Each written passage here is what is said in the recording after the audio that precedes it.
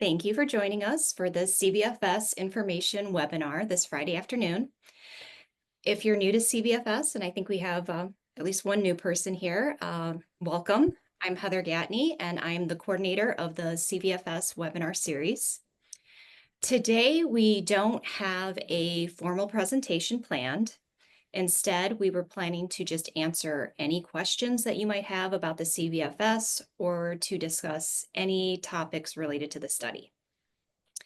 Please note that this webinar is being recorded. We may make all or parts of it available on the CVFS website if we think any of the discussions that we had today might be helpful to other CVFS data users. So to begin, I'd like to introduce our CVFS principal investigators. They're going to share a bit about their work with the CVFS.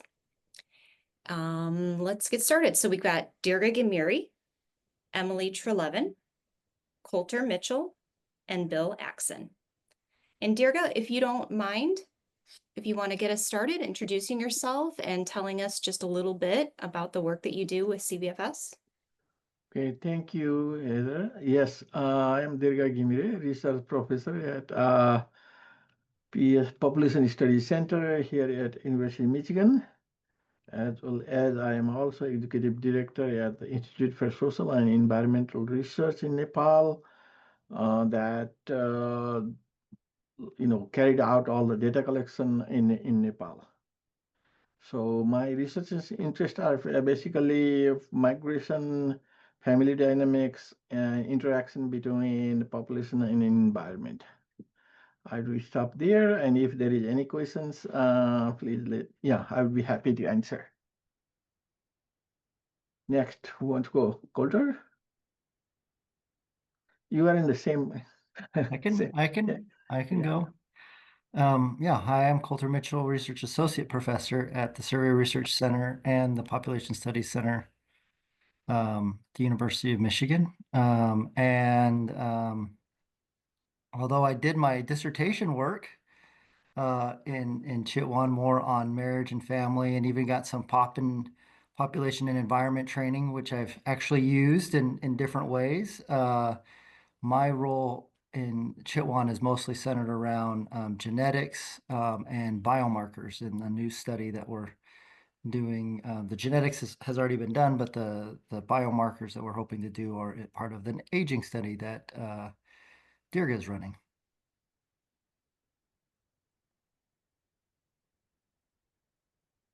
I think that's all. Emily? I don't know. Bill? Yep, I can go next. Hi, I'm Emily Trelevin. I am an assistant professor at the Survey Research Center at Michigan. I primarily study child health and well-being, including within the CVFS.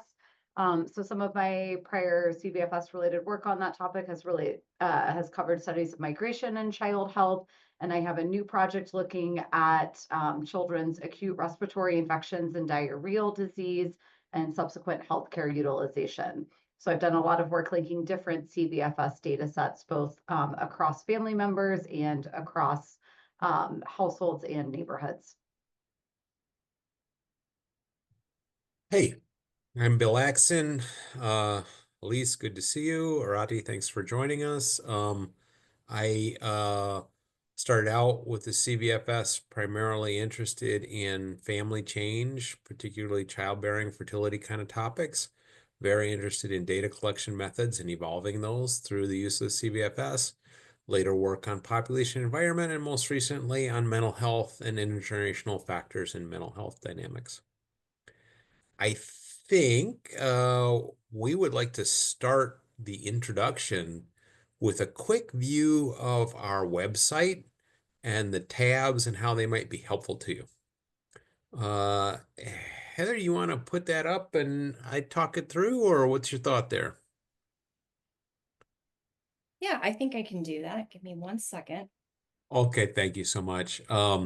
This introductory video and image is just to get people started. We wanted to walk quickly through the tabs at the top. Heather, if you hit the About tab, that gives you a little bit of history of CVFS, including big picture, like what is it? Where does it take place? a little bit about that, and then what kinds of data we collect, and including what makes it unique and useful, and how it's been funded over time. Heather, if you want to go back, yeah, that's fine. Hit the data tab, maybe. Yeah. So we're going to talk a little bit about what might be useful in it, but when you decide something's useful in it, these are the ways to find your way around. Data documentation for all the different things we've done is available, even if some of the things that we've done are not yet available to download from ICPSR or something like that. The next big box with the laptop open is our data access page.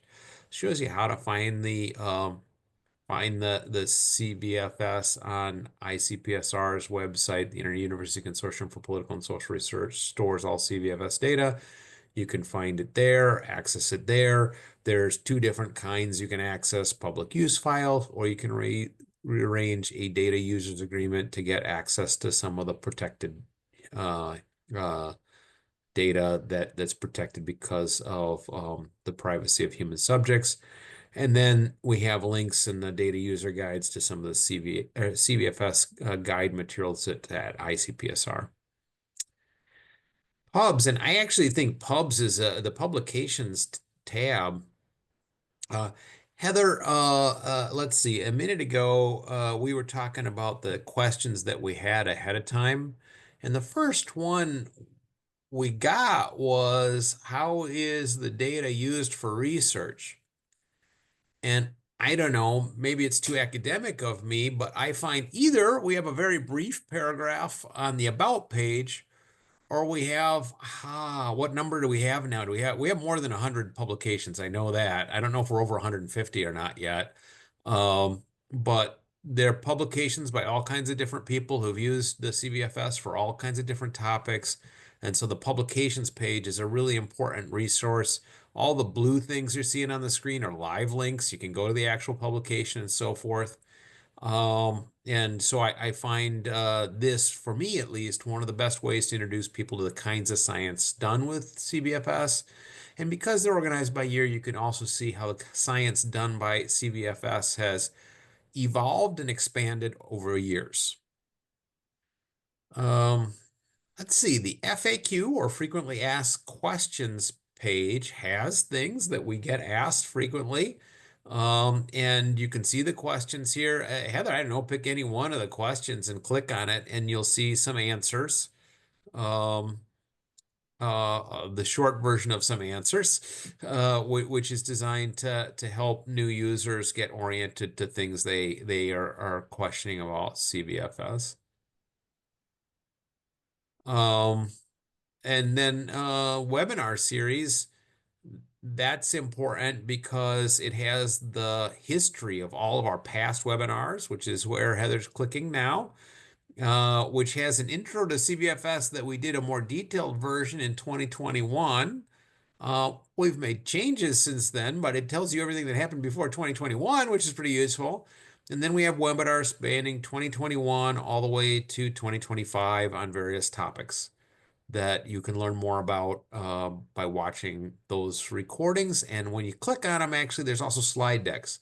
Some of my colleagues don't have the patience to sit through recordings, prefer to have the slide deck. Okay, I might be one of them.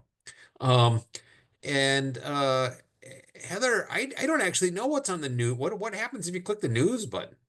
So I think still up there, since PA just happened, we have our PA announcement, including our booth schedule, and then also promoting this webinar that we're having right now. Excellent. I think Heather, I was going to switch next to the other two questions we got ahead of time. The second one was, what is CVFS's community-centered approach in Nepal to recording and looking at the data?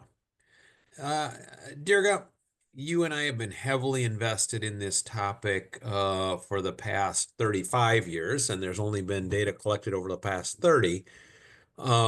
And so I was gonna give a few principles from my perspective, and then ask you to add to those based on what you based on what you think I missed or other thoughts you have.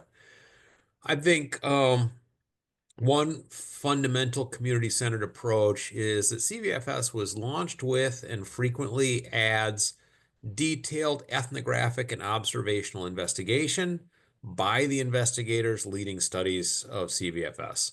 So any of us you've heard say we've collected data there, it's not just that we've been there, we spent a long time there and visited there over time and spent a lot of time with the communities that we're gathering data from. That's one principle. Second principle is that we hire staff who are, dear God, I'm going to say more than 90% from the local Chitwan Valley.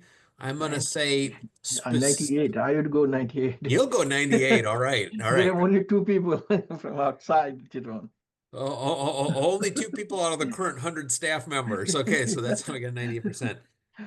We've also been very careful to make sure that our staff is representative of the different ethnicities, ages, genders, and local residence areas reflected in the CVFS. And the reason that we do this is we frequently engage, I mean, that staff has to engage with the community on a regular basis, but the scientists visiting ISCRN or using CVFS data engage directly with the staff who are from the local area, and they guide our research. Another way that we do that is by presenting results in Nepal and getting engagement from our staff and other scientists there. Another way we do that is by including community members in proposals we're writing, depending on the proposal content and what's appropriate.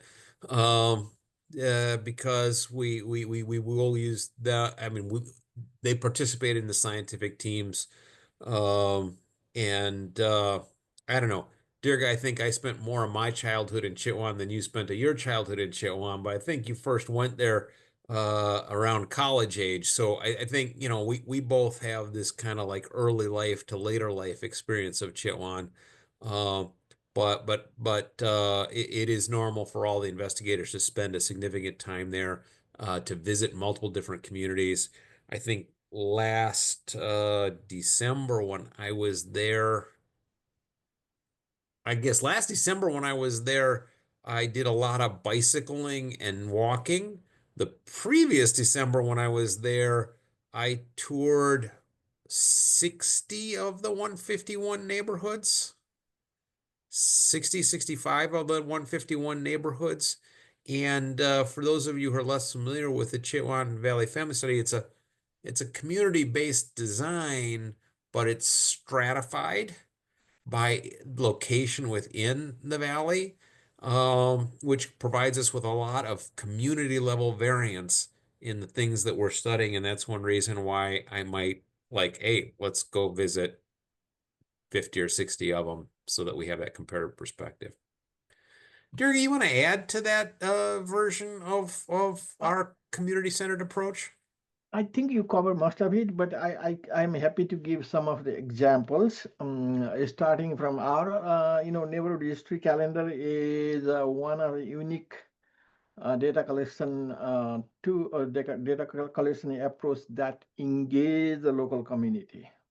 Number one, so local community decide, and provide information about how far the school is, how far the health post is, and other community services. That is part one. One example. The second example is whenever we are, building our research instruments. For example, questionnaires. We are engaging either the stakeholders. When I say stakeholders, our mental health questionnaire. Even though we adapted a CD from international survey initiative, it was built or translated and adapted by local psychiatric doctors. Well, interesting. And I'll go, I agree with you, not just psychiatric doctors, right? Yeah, Social workers, local healthcare providers, provider, right. some nurses, so a lot of people who deal with different forms of caring for people with mental health issues are reflected in the design of the mental health instrument. And finally, in our education project, all the head teacher, 140 head teachers from 140 schools in Western Chitwan participated in, building our questionnaire, developing our questionnaire. And they also review. And then there are subgroups from education ministry and education, office of Bharatpur Metropolitan City. They came to, and we work with them and we review the questionnaire together. So that way we get community engagement in steps. And I think it varies by subject matter. I kind of wanted to say something about the tiger that participated in the environmental work, but I feel like that's a little off topic. But I think we do have to adjust the community level engagement to the topic so that it's appropriate. And we studied a lot of different topics over time, so there's some variance there. Anybody else on the team want to contribute to that part of the discussion? Well, I'll give my version of an answer to the third question we got, which was, and here's the question: how can graduate students who are interested in getting involved get involved? And I think great that whoever asked this question. Step one. It sort of depends a little bit on where you are as a graduate student. It turns out that in addition to those of us at the University of Michigan who are like a hub of some sort for the CVFS connections, we also have a pretty good network around the US, a little bit in Canada, and certainly in Nepal, of people who are engaged in graduate instruction and also can help students get more involved in the CVFS. So it might depend a little on that, might depend a little bit on subject matter. Um, and contacting us and reaching out is probably the best way. Although I would say when you do that, we probably point you to the website and say, well, have a look and see if you can see via the pubs, the webinar, sort of what about CVFS interests you and how might you want to use it in your graduate studies. Let me invite my colleagues to contribute to this one. Again, the question was, how can graduate students who are interested in getting involved get involved? We also have a lot of documentation up on our Uh-huh. CVFS website about each data file that's available through ICPSR that you cannot find on the ICPSR website. So I would get started just looking at the data, looking at our code books, our questionnaires, and seeing if we have any variables that you would be interested in using. Thank you for drawing attention to that one. And if anybody on this webinar has raised a question like that or is interested, we could go take a closer look at it. I agree with Heather. We have a lot of documentation there that's not available on ICPSR. So our website is a great resource. The data page is a good resource. The data page also gives the dates of different data collections, like what years they were collected in. So not just content, but when did it happen? Was it repeated again another time? Those kind of things. Very helpful in thinking about what kind of things might you want to use the CVFS for as a graduate student. I would also add that we have recorded and uploaded all of our past webinars onto the website, so those are available. And if a graduate student is interested in a particular topic, certainly start by watching the webinars associated with that topic. But that also gives you a clue as to who on our team is primarily engaged with which research topics.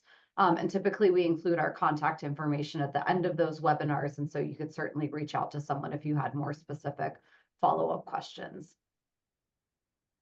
Well, and for anybody who's a graduate student, I it's hard to take more joy than seeing two of our former graduate students who are now full-time professionals still using the CVFS. Coulter, who already confessed to that. Elise Jennings has joined us today from Harvard.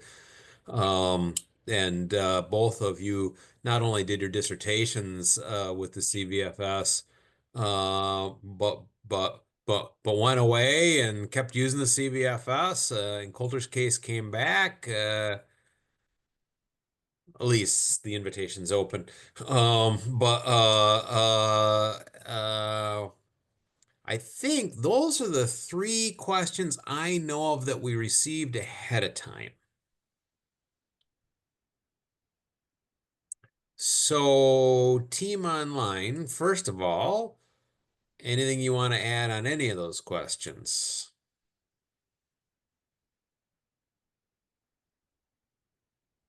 Followed by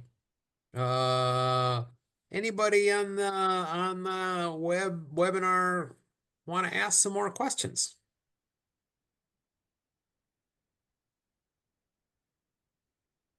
Or type them in if you don't want to unmute. All fair. That is all fair.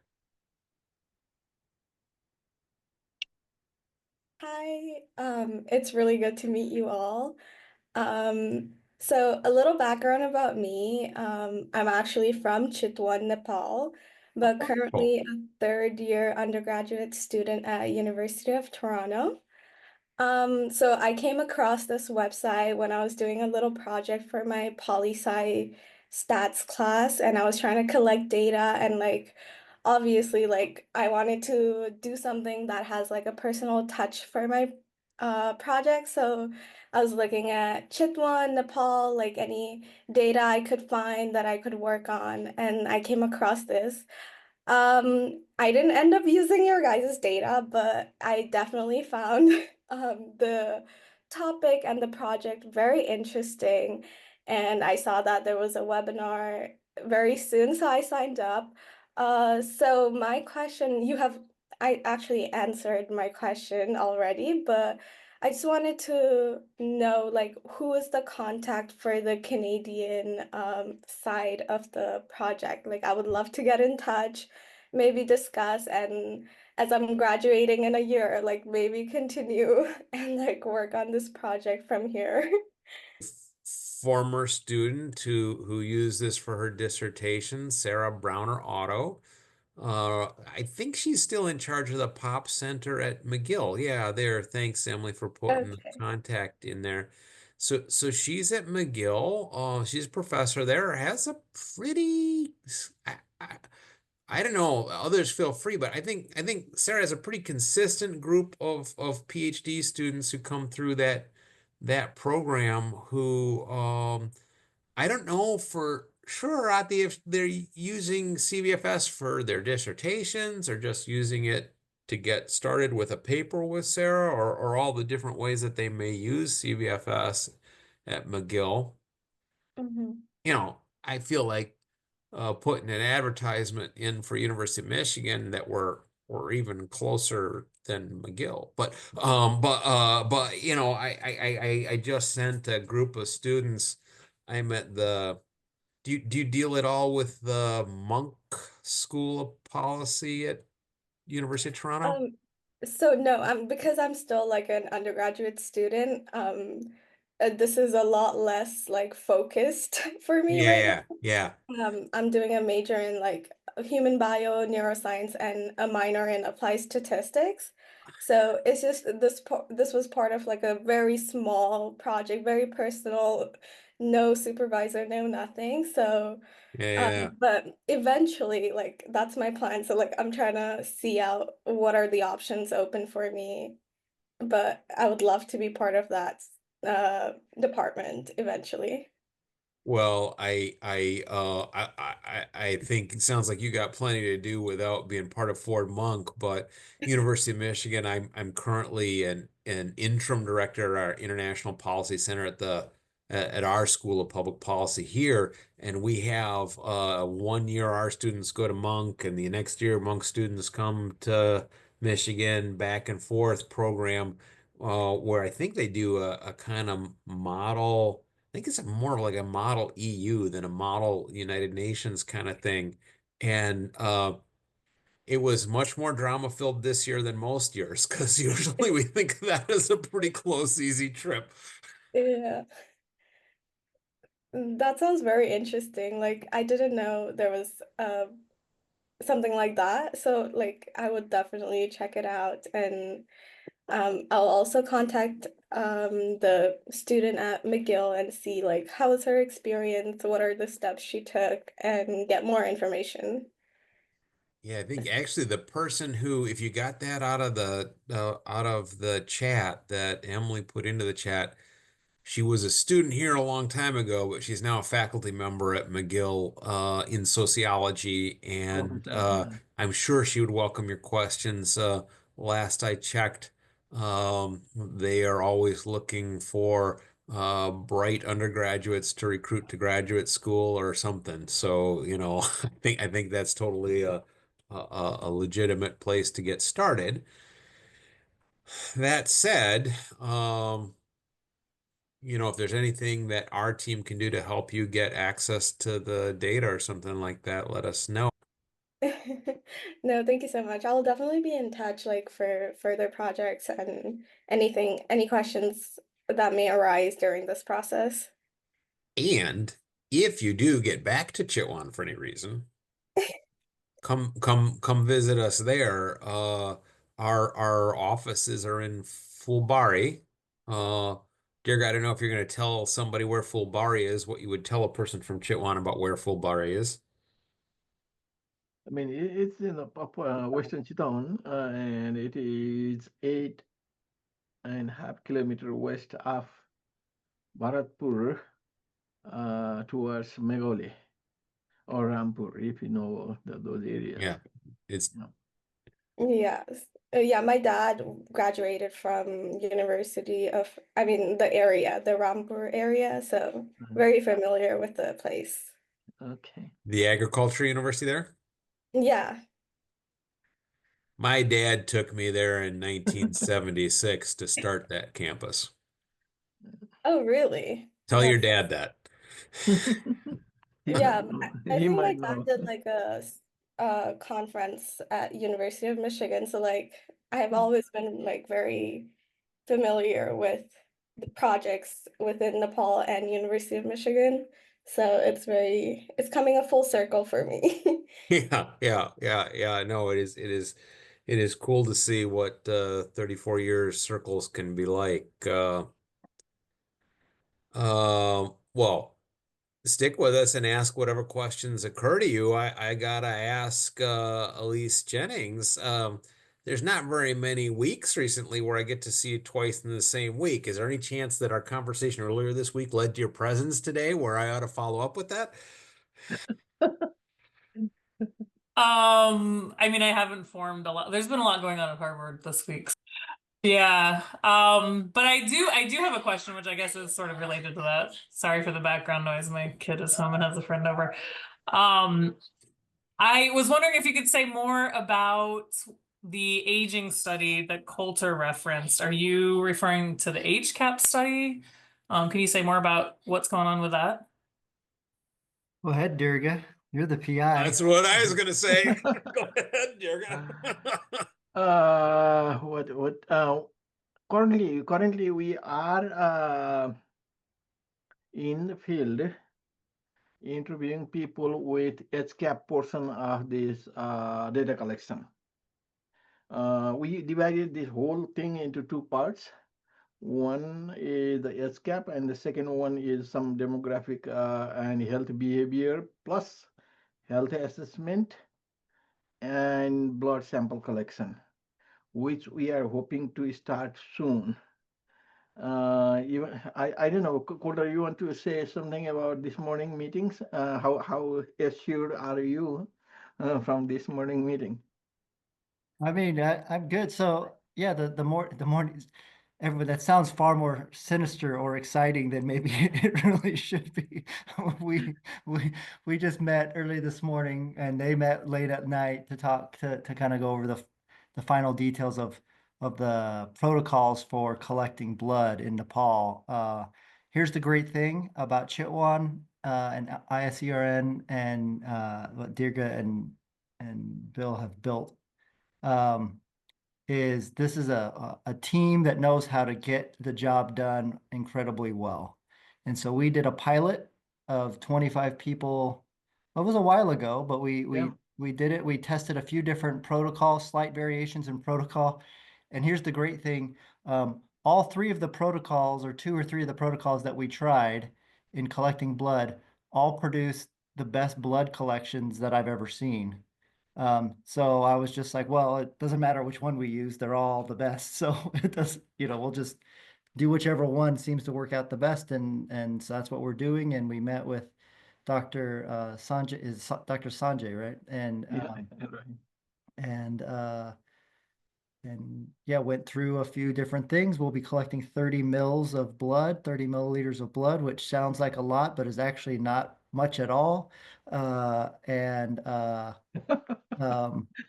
It's really not. Like most of the other aging studies get closer to like 60 or 80.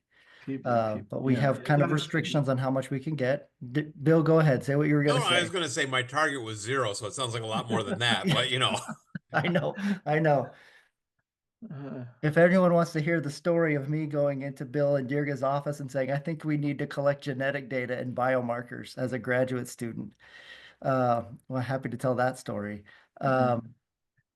But yeah, no, it looks great. And we'll be writing applications to do assays on those.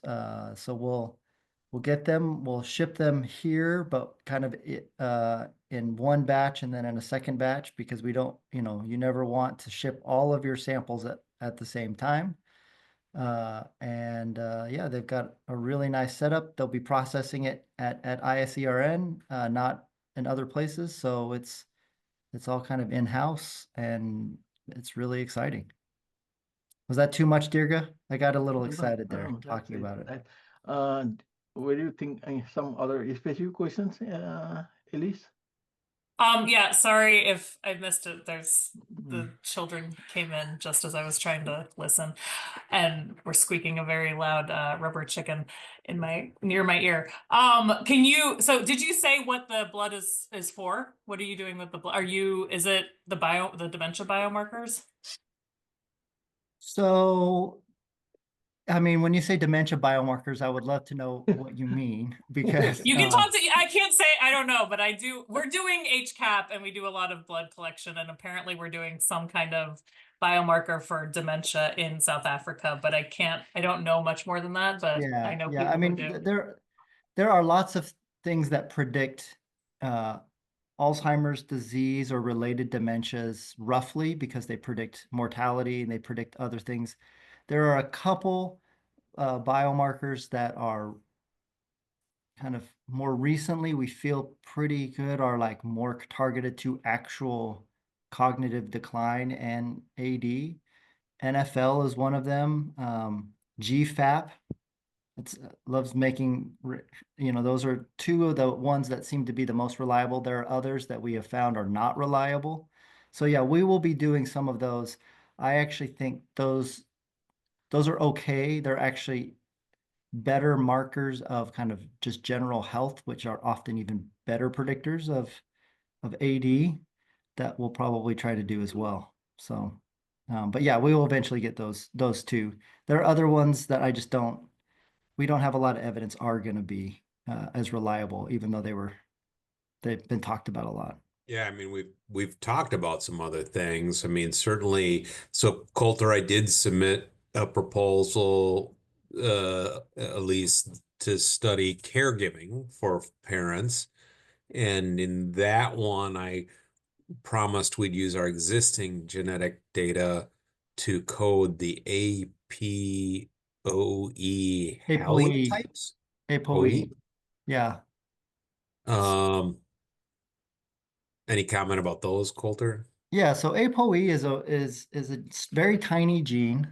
It's only about 90 base pairs long.